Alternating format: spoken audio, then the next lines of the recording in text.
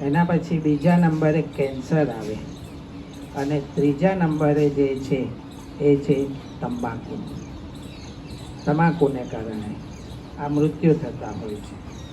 એમાં પણ heart attack અને જે કેન્સર છે એમાંના 40% જેટલા મૃત્યુ એ ખાલી તમાકુને કારણે જ થતા.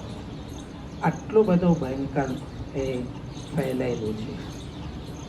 પણ એની અંદરના તત્વો એવા છે જેને કારણે વ્યસનનો એટલે કે લત લાગી જાય છે. એમાંનો મુખ્ય જે ઘટક છે એ છે નિકોટિન. એમાં નિકોટિન નામનું એક તત્વ આવે છે જે ખાસ કરીને કેન્સર તો પેદા કરે છે, પણ એને કારણે લત લાગી જાય છે. પછી એના સિવાય રહેવાય નહીં એવું જાણે કે થઈ જાય છે.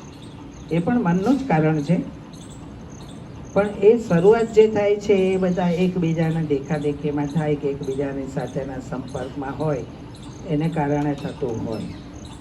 પણ આજે એક બીજું દૂષણ નવું શરૂ થયું છે. વ્યસનમાં સિગરેટ ને એ બધું તો વધારે હતું જ હતું પહેલાંના સમયમાં, પણ હવે ગુટકા શરૂ થયું છે. એટલે ગુટકા એટલા બધા સહેલાઈથી મળતા થઈ ગયા છે અને એની કિંમત એટલી બધી ઓછી હોય કે બધાને પરવડે એટલે બધા લોકો ગુટકા ખાતા થઈ ગયા. અને એ એટલે બધે સુધી એ થઈ ગયું છે કારણ કે સિગરેટ ને એ બધું તો થોડુંક મોટા વ્યક્તિ થાય એના પછી શરૂ કરે, પણ ગુટકા તો નાનપણથી શરૂ થઈ જાય. એક વખત અમે અભિયાન લઈ નીકળેલા વ્યસન મુક્ત